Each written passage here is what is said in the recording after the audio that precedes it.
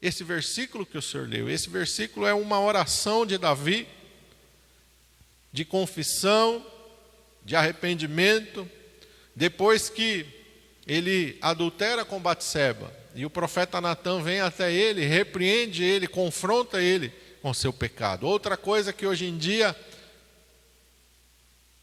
está sendo deixado de lado. Hoje em dia, confrontar o pecado, as pessoas se ofendem. Não, está me julgando. Só Deus pode me julgar. Tem que me amar. Amar significa confrontar. Amém? Amar significa confrontar. Não consigo imaginar uma pessoa que diz que ama a outra, vendo ela ir para o inferno e se calar. Isso não é amor. Uma pessoa que vendo que uma pessoa está cometendo um pecado que vai lançar sua alma eterna no inferno, diz, tudo bem, bate nas costas da pessoa. O importante é você ser feliz. Isso não é amor. Amor é confrontar com a verdade. Quando Jesus veio, a primeira mensagem que Jesus proclamou é: arrependei-vos, porque é chegado o reino dos céus. E esta mensagem não ficou para trás, ela continua verdadeira até hoje. Arrependei-vos. Arrependei-vos. Quem quiser vir após mim, negue-se cada dia a si mesmo, tome sobre si a sua cruz e siga-me. E amar esse mundo mais do que a mim não é digno de mim. Quem ama o pecado mais do que a Jesus não é digno dele. Então amar é confrontar, e aqui ele foi confrontado, Davi foi confrontado pelo profeta Natã, porque Deus enviou o profeta para confrontá-lo, e porque o profeta era um amigo pessoal do rei Davi, e o amava. E obedecendo à voz de Deus, ele vai e confronta o rei. E o rei então cai em si do seu pecado, e ele faz esse salmo que é uma oração tão linda e tão maravilhosa. E aqui neste versículo ele está clamando para ser purificado, para ser lavado. A palavra de Deus declara que o sangue de touros e de bodes não poderiam fazer isso. Eles apenas cobriam o pecado. Ninguém no Velho Testamento foi lavado, foi purificado, foi limpo. Eles foram perdoados. Mas nada que se comparasse àquilo que Jesus fez na cruz do Calvário. Quando Jesus morreu na cruz do Calvário e ele derramou o seu sangue, a obra foi perfeita e completa. Não foi oferecido diante de Deus o sangue de touros e de bodes, ou de um carneiro, ou de aves, mas foi oferecido o sangue puro e imaculado do Filho de Deus, para nos lavar, para nos redimir completamente. Da mesma maneira que a obra de Jesus Cristo é para nos lavar, para nos limpar, para nos purificar, Satanás trabalha no sentido inverso, para nos sujar. Porque ele sabe que estando sujos, estando maculados e contaminados, não podemos estar em comunhão com Deus. O pecado nos afasta de Deus.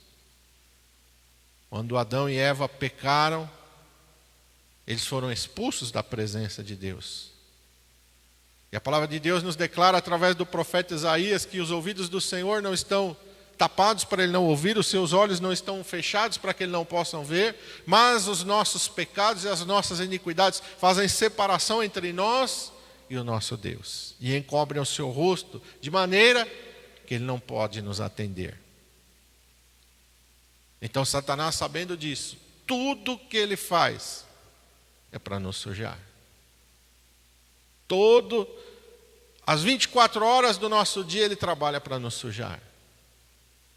Através daquilo que vemos, através daquilo que ouvimos, através daquilo que muitas vezes pensamos ou sentimos. Tudo que há no mundo, diz o apóstolo João, é concupiscência. Concupiscência sujeira do pecado. Concupiscência dos olhos, a concupiscência da carne e a soberba da vida. E isso não provém do Pai. Pensa bem no que o apóstolo declarou: tudo que há no mundo, tudo que há no mundo é para te sujar, é para me sujar. Satanás domina este mundo caído. Pastor, mas o senhor não crê na soberania de Deus? Creio. Deus é soberano. Mas eu creio, quando Jesus declarou: o mundo jaz no maligno. Foi Jesus que declarou isso. O príncipe deste mundo nada tem em mim. Jesus nos dá uma declaração de que após a queda, Satanás passou a controlar o curso deste mundo. O apóstolo Paulo fala isso em Efésios. Quem está controlando o curso deste mundo é Satanás, sob a autorização de Deus, sob a permissão de Deus, por causa do pecado. E porque os homens amam mais o pecado do que a Deus. Os homens amam o pecado mais do que a Deus. E quando a gente fala os homens, nós não estamos excluídos disso, irmãos. A nossa carne tem mais prazer nas coisas do mundo do que nas coisas de Deus. Nós nos sentimos, falando no sentido carnal, melhor quando nós estamos fazendo aquilo que a nossa carne gosta. Tem uma sensação boa, por isso que as pessoas pecam. Ele vai depois trazer um gosto de morte, amargo, mas no momento é doce. É doce na boca, mas quando ele chega no íntimo, ele produz a morte. É como as pessoas que são viciadas. Se o álcool não trouxesse prazer para a carne, as pessoas não beberiam. Se o cigarro, se as drogas, se a prostituição não trouxessem um prazer carnal, as pessoas não se entregariam a isso. Mas traz um prazer carnal, uma satisfação momentânea. Ela vai produzir morte. E por isso que às vezes a pessoa mesmo, sabendo que está fazendo mal para si mesmo, ela continua fazendo aquilo. Continua fazendo aquilo. Continua fazendo aquilo. Porque a carne sente prazer naquilo. Por isso Jesus nos convida a mortificarmos a nossa carne. Por isso Jesus disse para Nicodemos: se não nascer de novo, não vê o reino dos céus. Tem que lutar contra si mesmo, tem que lutar contra a carne. E aqui nós vemos esta luta de Davi contra si mesmo. Purifica-me, com hisopo ficarei puro, lava-me e ficarei mais alvo do que a neve. Depois no 10 ele fala assim: cria em mim, ó Deus, um coração puro e renova dentro de mim um espírito reto.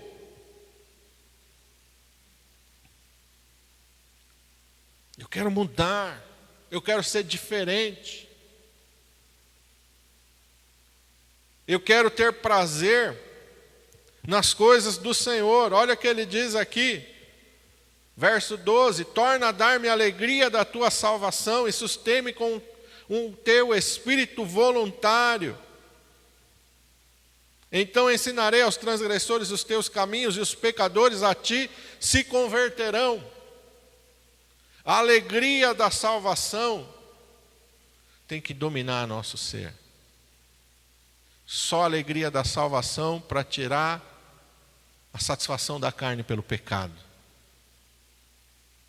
Enquanto a alegria da salvação não for a minha maior alegria, eu vou continuar recorrendo ao pecado para satisfazer a minha carne. E muitas vezes a gente fica, como pastor, muitas vezes há uma frustração no meu coração. Porque por mais que às vezes a gente tenta ensinar e mostrar, muitas vezes a gente não consegue fazer com que as pessoas entendam isso. E muitas vezes, com tristeza, a gente vê que a maior alegria de algumas pessoas não está na presença de Deus. Não está nas coisas do Senhor.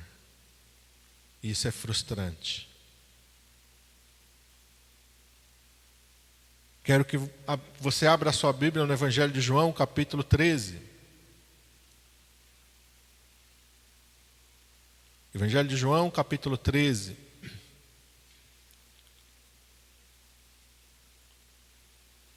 A partir do versículo de número 3. João 13, a partir do verso 3.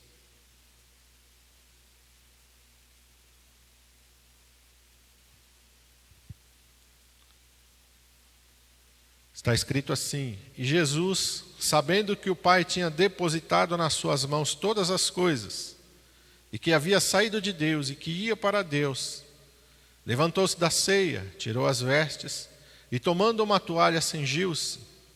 Depois deitou água numa bacia e começou a lavar os pés aos discípulos, e a enxugar-los com a toalha com que estava cingido. Aproximou-se, pois, de Simão Pedro, que lhe disse: Senhor, tu lavas-me os pés a mim?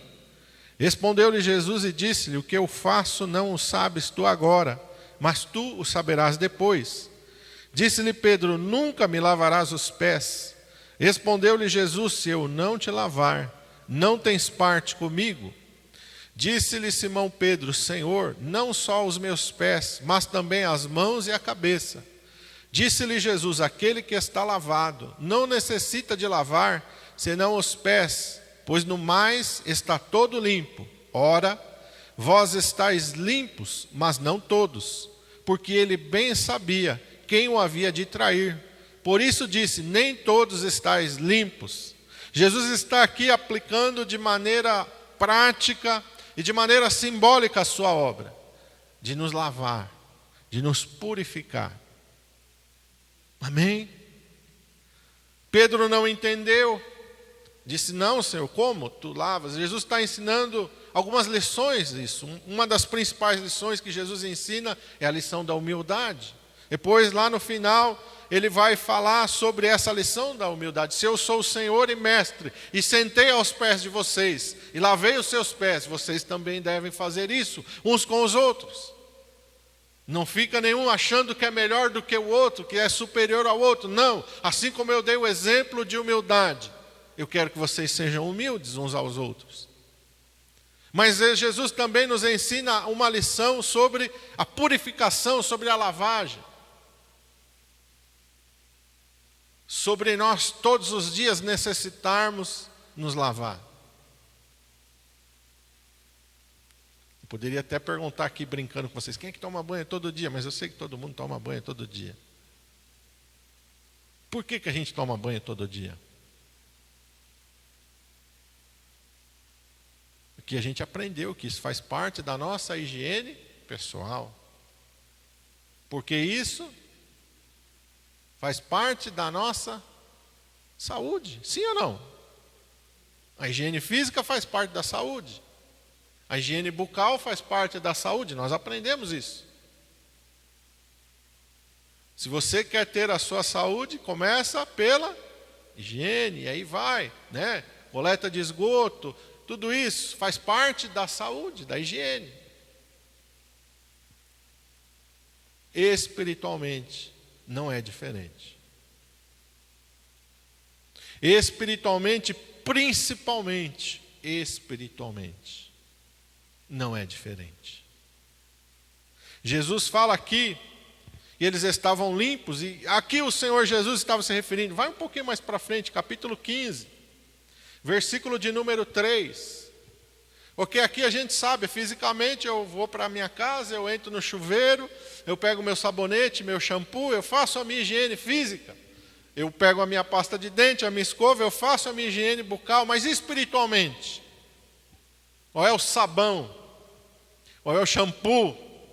Qual é a escova? Qual é a pasta de dente? São João 15, verso 3, Jesus fala: vós estáis limpos pela palavra que vos tenho falado. Você entendeu o que Jesus está falando? Você se limpa espiritualmente do pecado e da sujeira do mundo através da palavra de Deus. E se você não lê a Bíblia todo dia, você espiritualmente não está se higienizando todo dia. Se você não entender que todos os dias você tem que ir para a palavra de Deus, porque o diabo está aí sujando, através dos teus olhos, através dos teus ouvidos. Cada vez que você liga a tua televisão, Satanás está jogando sujeira diante de você. Cada vez que você sai e tem contato com esse mundo, ou mesmo dentro de casa, não precisa ser sair de casa, às vezes dentro de casa. É na televisão, é na internet. Satanás está jogando sujeira. Sujeira, sujeira, sujeira. Por que lá, quando a gente olha alguma coisa referente ao hospital, o Michel está aí, o médico coloca uma roupa, coloca lá um equipamento de não contaminação. Principalmente no ambiente cirúrgico, no ambiente de UTI, tem todo um cuidado. Quem já foi fazer uma visita na UTI, às vezes você tem que pôr um avental, dependendo da condição da UTI. Você põe uma touca, você põe uma máscara, você põe uma luva. Tem ambientes de UTI que é assim, totalmente controlado, para você não levar contaminação para dentro daquele ambiente. Ambiente cirúrgico, totalmente ambiente controlado, porque a sujeira vai trazer o quê? Doença. A sujeira vai trazer doença. E espiritualmente não é diferente. A sujeira vai me fazer adoecer. A sujeira que o diabo coloca diante dos meus olhos. A sujeira que o diabo coloca nos meus ouvidos. E muitas vezes não é, irmão, porque você busca. O diabo joga. Você vai abrir o teu computador, você vai abrir a tua rede social, de repente aparece alguma coisa. Alguém vai mandar alguma coisa no teu WhatsApp, você vai estar assistindo alguma coisa e vai ser lançada uma sujeira. Às vezes você está ali, você até pode não estar participando de certas conversas, mas aquilo chega nos teus ouvidos. Às vezes você está caminhando pela rua, você está no mercado, você está no transporte público, você está em algum lugar, ou no banco, algum lugar, e você vai ouvir alguma coisa. Uma sujeira que o diabo vai jogar. Às vezes um pensamento que vem. Porque Jesus falou que do coração do homem procede sujeira também. A sujeira ela não vem só de fora, mas ela vem da nossa própria carne, contaminada pelo pecado. Por isso a Bíblia diz, carne e sangue não herdam o reino dos céus. Porque Jesus disse que o que contamina o homem é o que sai do seu coração. Quando ele estava sendo questionado sobre alimentos que poderiam contaminar, ele disse: o que contamina o homem não é o que entra pela boca, porque o que entra pela boca depois é lançado fora, mas o que contamina do homem é aquilo que sai do coração, porque do coração do homem procedem os maus pensamentos, os assassinatos, os adultérios, do coração do homem, porque a nossa carne está contaminada pelo pecado. Por isso é necessário nascer de novo, por isso o Senhor vai nos dar um novo corpo. Por isso fomos gerados de uma semente incorruptível pela palavra de Deus. Incorruptível, mas esta está corrompida. E esta carne, ela produz sujeira. Muitas vezes a sujeira não vem só do ambiente. Nosso corpo também produz sujeira. O nosso corpo também produz coisas que contaminam. Assim também espiritualmente. Por isso é necessário nós irmos para a palavra de Deus, porque a palavra de Deus vai nos limpar. Mas muitas vezes nós não entendemos isso. Nós achamos que temos que ler a Bíblia quando sentimos vontade. Eu não sinto vontade, eu não leio a Bíblia. Não consigo, já tentei, não consigo.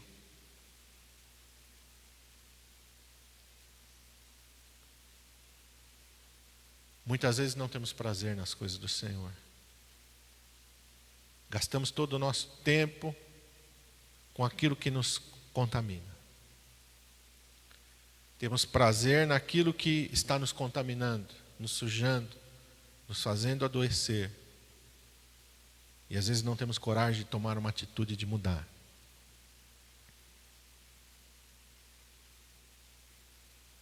Temos que ter essa atitude.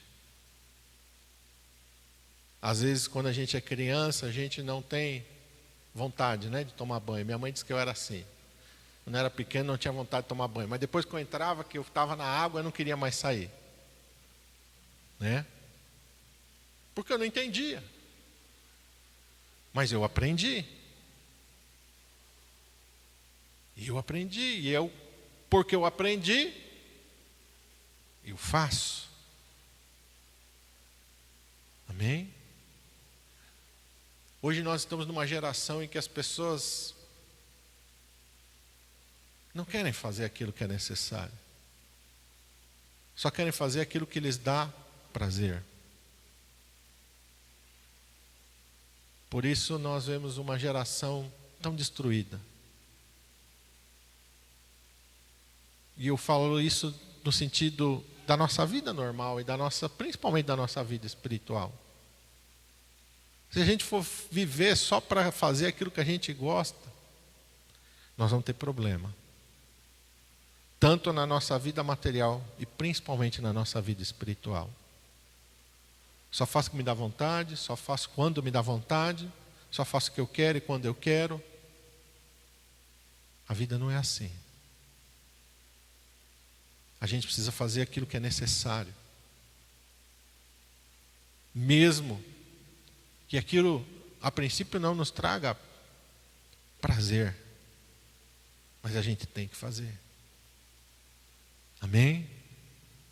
Aquilo que é necessário tem que ser feito. E aquilo que a palavra de Deus nos ensina é isso. Nós temos que nos limpar espiritualmente, porque é necessário.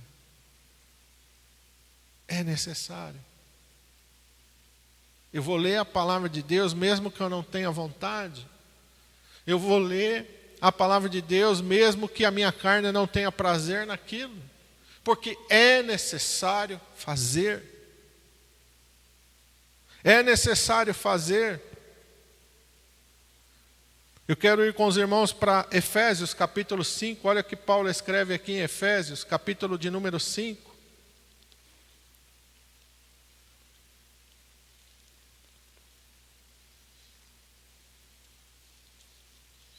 A minha Bíblia de estudo em casa é outra. Essa aqui eu uso só por causa do tamanho da letra. Porque em casa eu tenho que usar o óculos, que é outra letra menor. Essa aqui eu comprei com a letra maior para não precisar de óculos.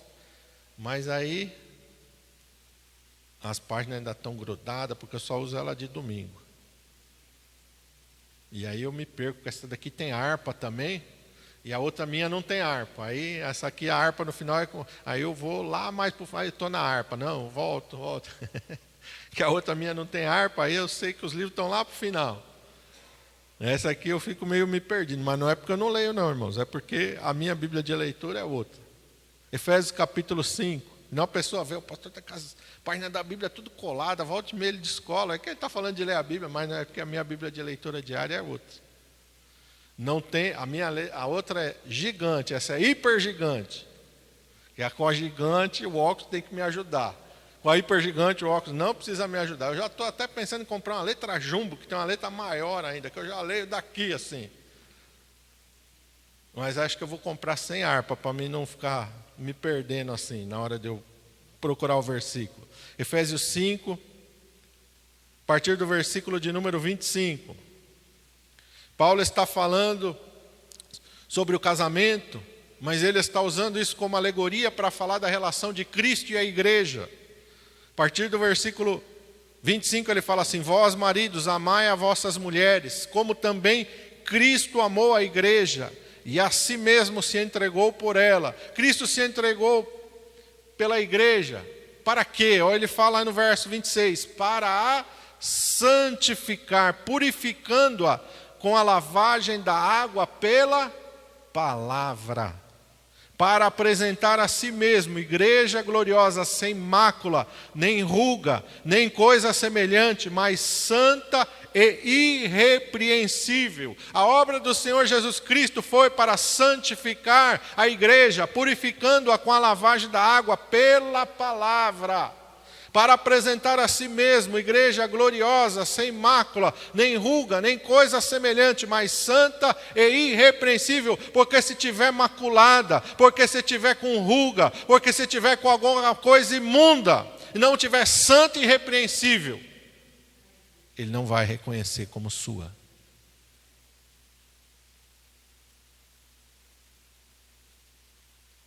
Quando Jesus conta uma parábola acerca de uma festa de casamento, em que o dono da festa ele vai andando e de repente ele encontra alguém que não estava trajando vestes nupciais, as vestes adequadas para aquele momento. O que foi que aquele homem disse? Amigo, como entrastes aqui? E ele emudeceu. E então aquele senhor disse: amarrai-o de pés e mãos e lançai-o nas trevas exteriores, e ali haverá choro e ranger de dentes. Jesus não está falando de um ritual físico, mas Jesus está falando espiritualmente. Se nós não estivermos vestidos, de que maneira? Glorioso, sem mácula, sem ruga, sem coisa semelhante, de maneira santa e irrepreensível. Se nós não estivermos assim, o Senhor vai nos lançar fora da sua presença.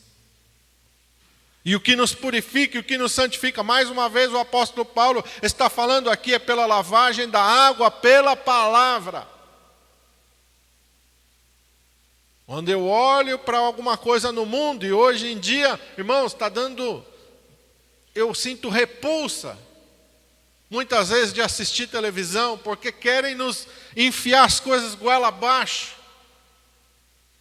querem nos fazer à força concordar com aquilo que a palavra de Deus condena. Está difícil, as minhas filhas estão aqui, cada vez menos eu tenho prazer de assistir televisão, e cada vez menos eu gasto meu tempo com isso. E eu já fui uma pessoa muito, viciado em televisão, muito, de sentar na frente da televisão e não ter limite. Já fui pessoa de assistir até alta madrugada a televisão, ficar vendo, vai ter um jogo de Copa do Mundo lá do outro lado do mundo, vai ter uma corrida de Fórmula 1 no Japão, vai ter um filme que eu quero assistir, mas esse filme vai passar na madrugada. Eu já fiz isso, mas eu entendi que eu precisava mudar. Mas eu entendi que isso não podia dominar a minha vida, mas eu entendi que eu precisava mudar, e eu comecei a mudar. As minhas filhas sabem, eu sou chato. Não assisto qualquer coisa. Por várias vezes nós começamos a assistir algum filme que eu falei, não vou assistir mais. Em determinado ponto. Ou série, não assisto mais. Eu paro e interrompo. Não interessa, irmão. A minha carne, não, mas eu quero saber como que vai terminar. Não interessa como que vai terminar, o que vai acontecer daí em diante. Eu faço morrer a minha curiosidade e eu interrompo ali. Porque eu sei que aquilo vai me contaminar. Então eu digo, não quero. Eu não quero. Porque para mim, o que é mais importante não é saber como que vai terminar, o que vai acontecer. Para mim é mais importante a minha comunhão com Deus não ser interrompida. Para mim é mais importante eu não permitir que uma lama entre e suje o meu coração, a minha mente, porque depois que entra aquilo, irmão, Satanás fica usando aquilo para fazer voltar na sua mente, voltar na sua mente, voltar na sua mente, voltar na sua mente. Então eu não quero. Isso é uma escolha pessoal e minha. Eu não quero. Porque eu já sei aonde isso vai me levar. E eu não quero voltar para lá. Eu quero caminhar na direção contrária, na direção do meu Deus. E o meu Deus diz, sede santos, porque eu sou santo.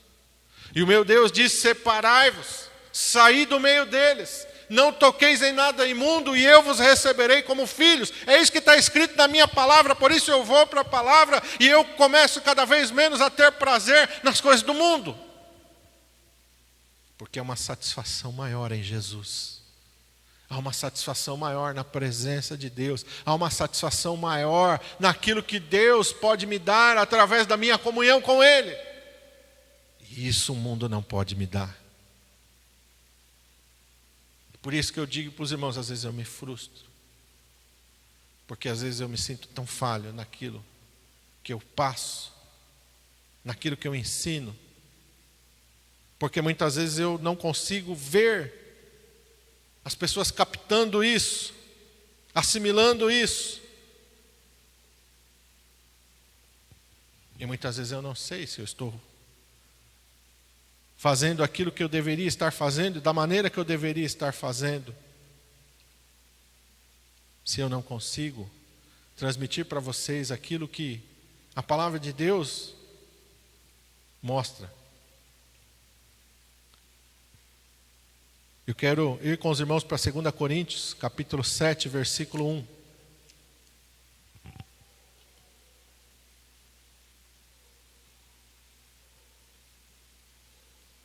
E eu quero encerrar com os irmãos aqui em 2 Coríntios 7, 1.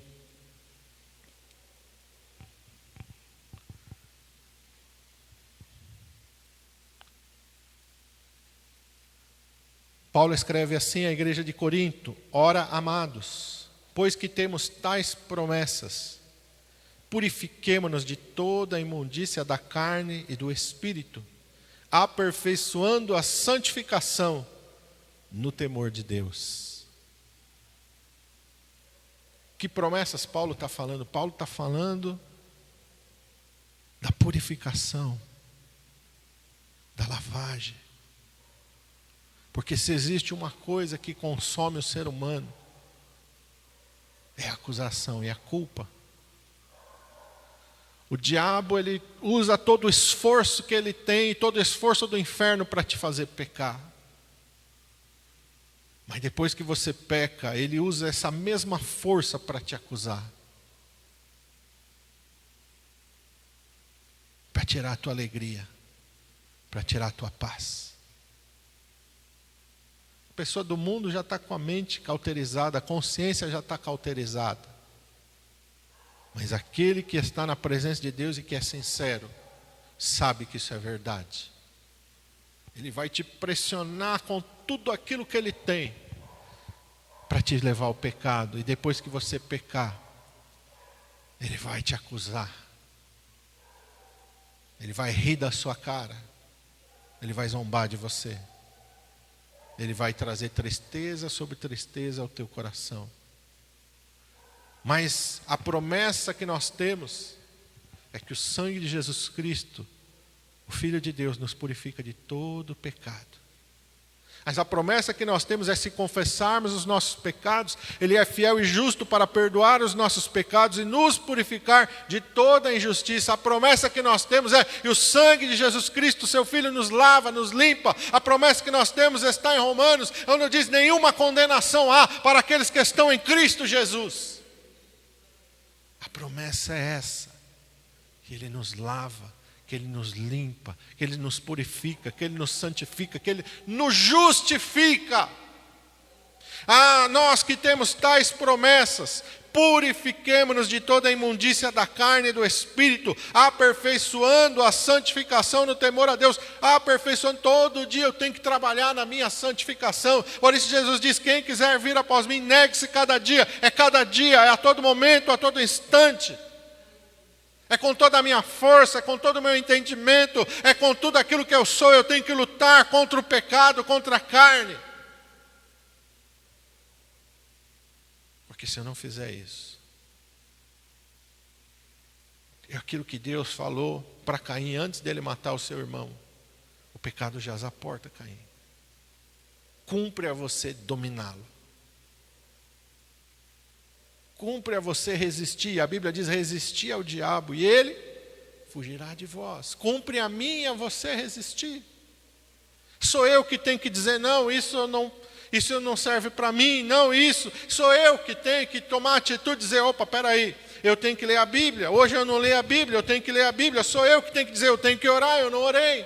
Sou eu que tenho que dizer: eu tenho que me santificar. Olha, isso aqui, Olha, até gostava, mas eu não posso. Olha, isso até me dá um prazer carnal, mas não serve para mim. Cumpre a você. Cumpre a você. Deus não vai descer do céu e desligar a tua televisão. Deus não vai descer do céu e fechar a página do teu navegador. Deus não vai descer do céu e dizer, olha, exclui essa mensagem do teu WhatsApp. Deus não vai fazer isso. Cumpre a você fazer isso. Cumpre a você aperfeiçoar a santificação no temor ao Senhor. Temor não é medo, não vou fazer isso porque eu tenho medo dele me lançar no inferno, não. Eu não vou fazer isso porque eu amo tanto a Deus que eu não quero entristecê-lo. Eu sei que isso entristece. Então eu não quero fazer porque eu não quero entristecê-lo. Eu não quero fazer aquilo que eu sei que não agrada a Deus, então eu não vou fazer. É isso que significa aperfeiçoar a santificação no temor ao Senhor. É isso. Feche teus olhos, curva a tua cabeça.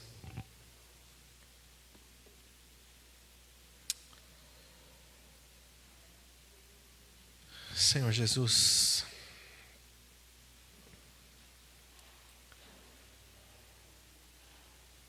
eu oro, Senhor, para que, apesar de toda a minha imperfeição, fragilidade, pequenez, eu sei que eu não sou um grande orador nem eloquente, mas eu sei, Senhor, que eu não procuro me encher da sabedoria deste mundo, mas eu procuro, Senhor, o Teu Espírito, Pai. E que de nenhuma maneira eu apequene ou diminua aquilo que o Senhor quer falar. Eu sei, Senhor, que o Senhor é quem faz a obra, Pai. E a minha oração é que o Teu Espírito Santo esteja trabalhando em cada vida, em cada mente, em cada coração.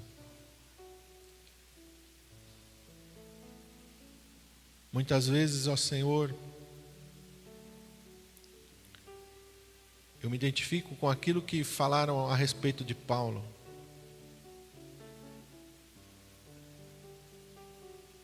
A sua palavra é desprezível e a sua presença é fraca. E muitas vezes quando eu olho para mim, quando eu me ouço, é isso que eu vejo em mim também, Senhor. Mas eu não quero, Senhor, falar nada que não seja guiado e dirigido pelo Teu Espírito Santo. O Senhor não me chamou para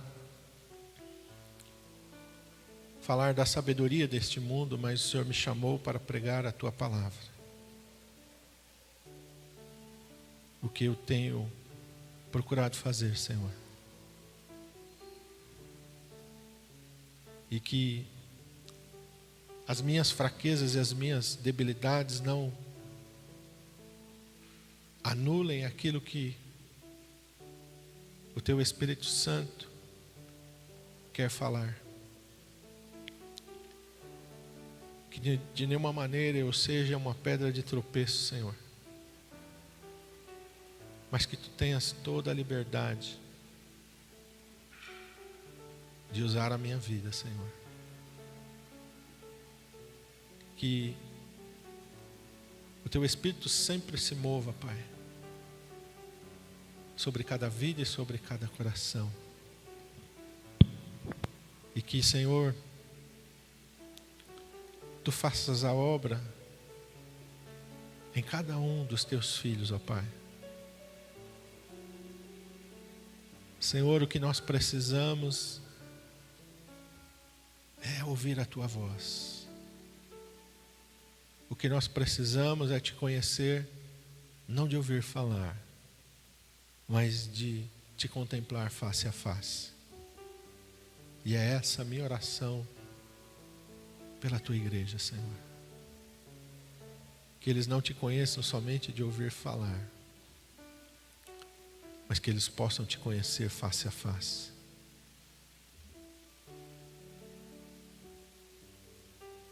Que, Senhor, eles possam, Senhor amado, conhecer ao Senhor de maneira plena, Pai.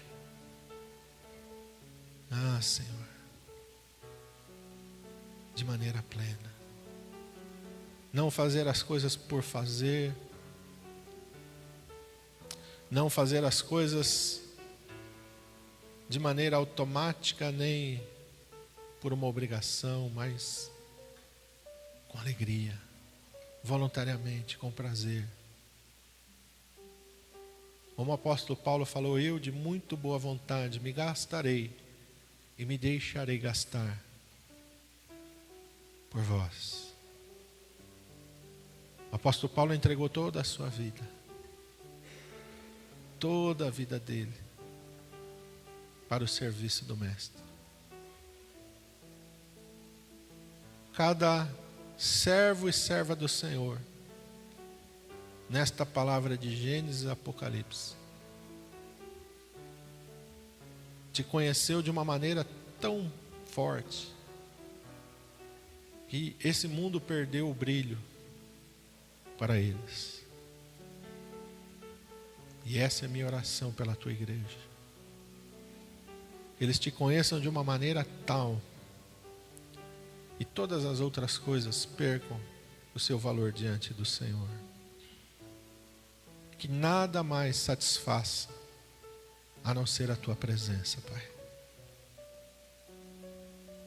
Quando Davi ora nesse Salmo de número 51, em nenhum momento ele está preocupado em perder o trono. Em nenhuma maneira nenhum jeito ele está preocupado em perder aquilo que ele tinha conquistado materialmente. Nenhuma frase deste salmo ele pede: Senhor, não me tires o reino. Senhor, não me tires o governo da nação de Israel. Senhor, não me faça perder aquilo que eu conquistei através das guerras, todo o ouro, toda a prata, todo o despojo, toda a herança dos meus. Ele não está preocupado com nada disso. O que ele pede é: não me lances fora da tua presença e não retires de mim o teu Espírito Santo. É isso que ele pede. Purifica-me com esopo e ficarei limpo. Lava-me e serei mais alvo do que a neve. Torna a dar-me a alegria da tua salvação. Cria em mim, ó Deus, um coração puro e renova dentro de mim um espírito reto. São estas as preocupações de Davi. A comunhão com Deus. A comunhão com Deus. E a comunhão com Deus. É só isso que Davi está preocupado. E muitas vezes nós estamos preocupados com tanta coisa. E a comunhão com Deus não tem o menor significado na nossa vida. Ai de nós, Senhor. Ai de nós. Porque se perdemos a comunhão com o Senhor, perdemos tudo. Que adianta um homem ganhar o mundo inteiro se perder a sua alma? Que adianta ter tudo e não ter a comunhão com Deus? Os homens desta terra, por bilionários que sejam, se não tiverem a comunhão contigo, vão para o inferno. Não adiantou. Os milhões, os bilhões, os trilhões, as casas, os aviões, os prazeres, tudo isso é lixo. Lixo. Lixo do inferno. Sem a tua presença. Quando o Senhor contou a parábola do rico e Lázaro, o Senhor ilustrou exatamente isso. Um tinha tudo do mundo, mas não tinha o Senhor. O outro não tinha nada do mundo, mas tinha o Senhor. Quantas vezes nós lemos esta parábola, nós ouvimos esta parábola, e em vez de desejarmos a comunhão de Lázaro, desejamos as coisas do rico, mesmo sabendo que ele foi para o inferno. Ansiamos e desejamos a vida do rico, em vez de ansiarmos a comunhão de Lázaro contigo. Porque somos tão influenciados pelo curso deste mundo, que não conseguimos ver a verdade diante dos nossos olhos. Nos ajuda, Senhor. Nos ajuda a enxergarmos a realidade, Pai. Em nome de Jesus eu te peço.